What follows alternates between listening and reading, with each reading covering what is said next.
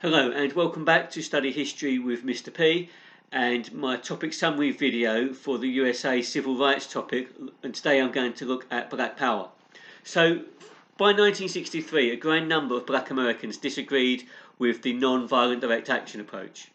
So a new way to protest emerged alongside non-violent direct action, and this was the Black Power movement. Now, Black Power was a slogan used by a number of black radical groups. Most were influenced by Malcolm X, who they rejected white help and integration. They encouraged black people to be proud of their heritage and culture, and some were prepared to use violence. They had the most support amongst the poor because they talked about a social revolution to improve lives in the ghettos. Another key figure in the Black Power movement was Stokely Carmichael of the SNCC.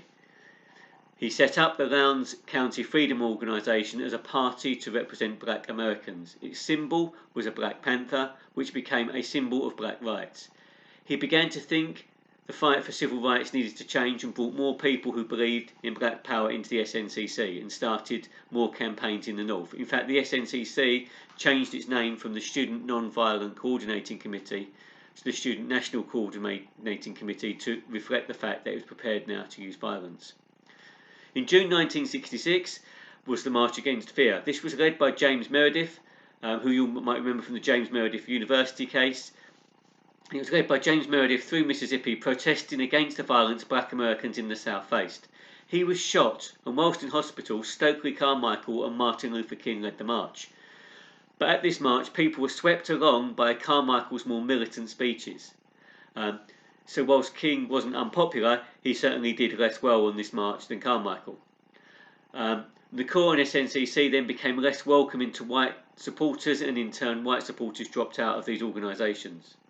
Also, there was the famous 1968 Mexico Olympic event, where black Americans Tommy Smith and John Carlos gave the Black Power salute at their medal ceremony for the 200 metres.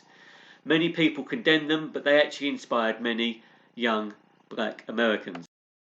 One of the largest and most feared of the Black Power groups was the Black Panthers, who were set up in California in 1966. They first attracted media attention by going to the state capitol in Sacramento carrying guns. They believed that white officials and the police were not supporting black communities, and they said that black people needed black officials and police. Each Black Panther group had its own 10-point program and a uniform of a black beret, trousers and leather jackets. They saw themselves as the police and social workers rolled into one for their communities. They patrolled the streets, they encouraged cooperation between gangs, they controlled traffic around schools where there was no traffic measures, they ran courses on black history and citizens' rights, they ran breakfast clubs and organised medical clinics. They carried guns for self-defence along with tape recorders to tape police harassment, and they pressed white officials to do things like improving street lighting, crossings and ghetto communities. But they were also violent. For example, they forced people to contribute money and rob banks to fund their projects. They provoked the police and engaged in shootouts. And so the Black Power movement had grown for a number of reasons. One of those was slow progress. So the non-violent direct action legislation seemed to have gone as far as it could, and the Black Civil Rights and Voting Rights Act did not solve issues like segregation or voter rights integration, and led to problems still in the Deep South. So black Americans began to feel that the price of integration was far too high. They also grew because of pride and self-belief.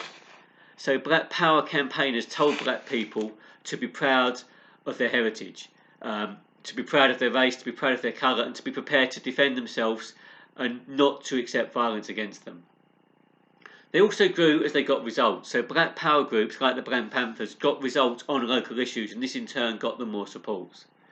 There also became a shift in protest issues. The Civil Rights and Voting Rights Act meant that civil rights supporters began to protest about other issues like the Vietnam War.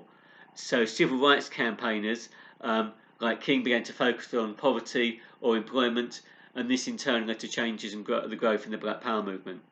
There was also anger at continuing problems such as discrimination in the workplace and conditions not being improved for people in the black ghettos. So all these factors together led to the growth of the Black Power movement.